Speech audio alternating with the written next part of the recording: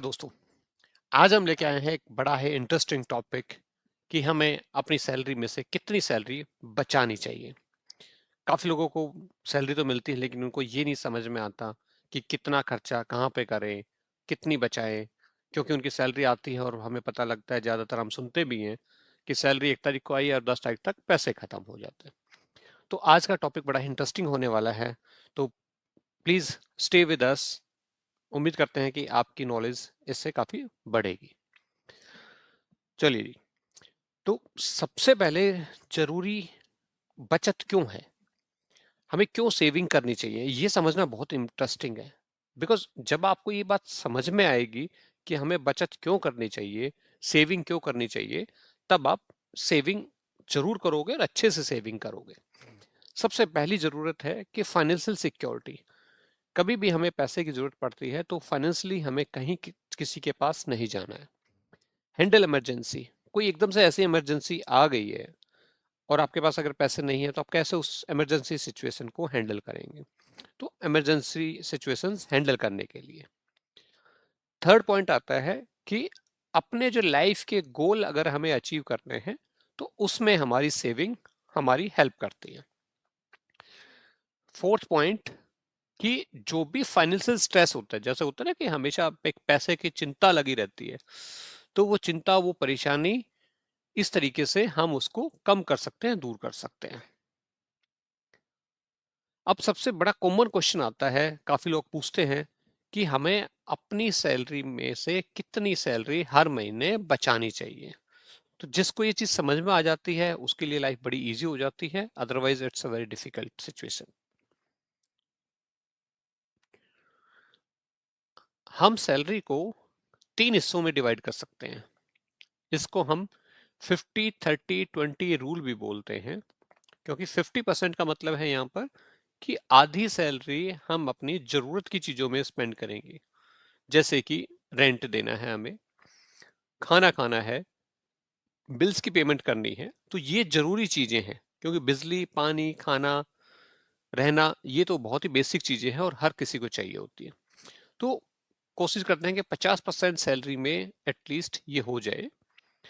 उसके बाद आती है कि यार हम काम भी कर रहे हैं, सब कुछ कर रहे हैं, तो वो कहते हैं ना कि भाई जीवन जियो मौज से। लेकिन वो मौज से जीने के लिए कितना हम कितनी मौज ले उसमें, तो वो हिसाब किताब बहुत जरूरी है। तो हम 30% का अमाउंट अपनी चाहतों पे खर्च कर सकते हैं। जैसे कि अभी शॉपिंग करनी है, मुझे एक बढ़िया सी शर्ट लेनी है, या हमें कहीं घूमने जाना है, इस तरीके की जो हमारे इच्छाएं होती हैं उस पर हम खर्च करें। उसके बाद आता है कि 20% हम अपनी सैलरी को बचाएं और उस बचत को हम इन्वेस्ट करें। तो इसको हम 50-30-20 रूल भी बोलते हैं। इसके बाद आता है एक एग्जाम्पल हम लेते हैं कि मान लो एक बंदे की सैलरी 50,000 रुपए है। तो 50,000 में से उसको 25,000 रुपए अपनी नीड्स पे खर्च करना चाहिए, यानी कि अपनी जरूरतों पे खर्च करना चाहिए। जिसमें अभी जैसे हमने कवर किया कि अपना रेंट का दे सकते हैं, अपना फूड के लिए बिल दे सकते हैं, मोबाइल बिल है, टेलीफोन बिल है, पानी का बिल है, बिजली का बिल है, ये सब वो 25,000 रुपये में कवर कर सकते हैं। उसके बाद आता है कि 15,000 रुपये अपनी इच्छाओं के लिए बचाने चाहिए।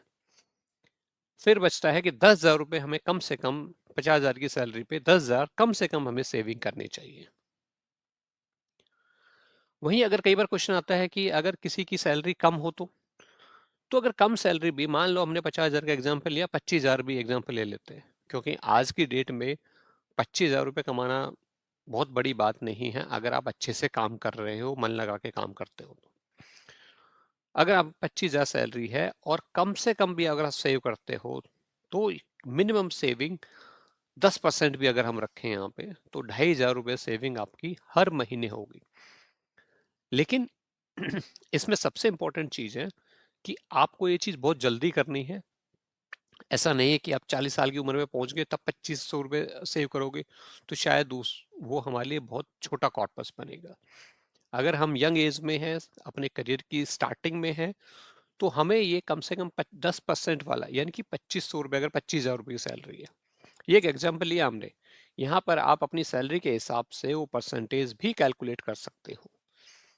तो 2500 रुपये हमें अगर वो सेव कर रहा है तो बहुत जल्दी और कम उम्र के साथ ही इस चीज को हमें अपनी सेविंग में डालना चाहिए, सो दैट हमें एक कंसिस्टेंसी के साथ और एक लंबे समय में एक अच्छा कॉर्पस हम तैयार कर पाए। अब क्वेश्चन आता है कि अगर चलो ठीक है हमने सेव करना स्टार्ट किया, अब हम समझ गए हैं भाई हमें कितना पैसा बचाना चाहिए। जैसे हमने 50,000 के एग्जाम्पल में 50,000 के एग्जाम्पल में सॉरी 10,000 रुपये हमने लिया था। तो वो 10,000 रुपये अगर हम लेते हैं तो हमें कहाँ सेव करना चाहिए? हम अपने इमरजेंसी फंड में सेव कर सकते हैं, म्यूचुअल फंड में हर महीने की सिप कर सकते हैं, फिक्स्ड डिपॉजिट कर सकते हैं, या रिटायरमेंट सेविंग्स में भी डाल सकते हैं। इन पे हमने डिटेल में वीडियो अलग से बनाए हुए हैं। अगर आप चाहो तो हमारे वीडियो अलग टॉपिक पे इस तरीके से देख भी सकते हो। अब यहाँ पर की मैसेज निकल के आता है कि पे योरसेल्फ फर्स्ट, यानी कि सबसे पहले आप अपने लिए सेविंग करो। सेव बिफोर यू स्पेंड, यानी कि खर्चा करने से पहले सेव करो। ऐसा नहीं है कि यार मेरी तो सैलरी आई हो, मेरी तो सैलरी सारी खर्च हो जाती है, मेरे तो पास तो कुछ बचता नहीं है। This is not make sense. अगर आप कमा रहे हो और हमने 25,000 से भी एग्जाम्पल शुरू किया है, तो आपका टारगेट होना चाहिए भैया अगर मैं 25,000 कमा रहा हूं तो मैं पहले दिन ही सोच के चलता हूँ कि मैंने कमाए ही 22,500 रुपए, ताकि मैं 2500 रुपए एटलीस्ट मैं सेविंग में डाल पाऊं। आज की जो छोटी छोटी सेविंग है, ये कल को एक बहुत बड़ी वेल्थ में कन्वर्ट हो जाती हैं अगर आप नियम से और लगातार सेव करते रहते हो और समय समय पर उसको बढ़ाते रहते हो। इस वीडियो में हमने सीखा और we can call action point कि क्या क्या हमें करना है इसके बेसिस पे। तो अगर आपको ये वीडियो अच्छी लगती हैं, आप हमारे वीडियोस पसंद करते हैं और चाहते हैं कि हम ऐसे वीडियो बनाते रहें, तो ज़्यादातर फाइनेंस टिप्स के लिए आप हमारा चैनल सब्सक्राइब करें। और अगले वीडियो में हम फिर हाजिर होंगे नए टॉपिक जिसका नाम है 5 money mistakes middle class people, यानी कि आम लोग, हम मिडिल क्लास लोग कौन सी 5 पैसे से जुड़ी गलतियां करते हैं। तो मिलते हैं हम अपने नेक्स्ट वीडियो में। उम्मीद करता हूं आपको ये वीडियो पसंद आया है।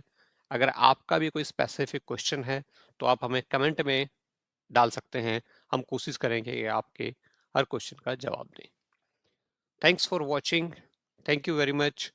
Please subscribe, please comment, please keep us motivated. आपका एक सब्सक्रिप्शन, आपका एक लाइक हमें बहुत मोटिवेट करता है, तो प्लीज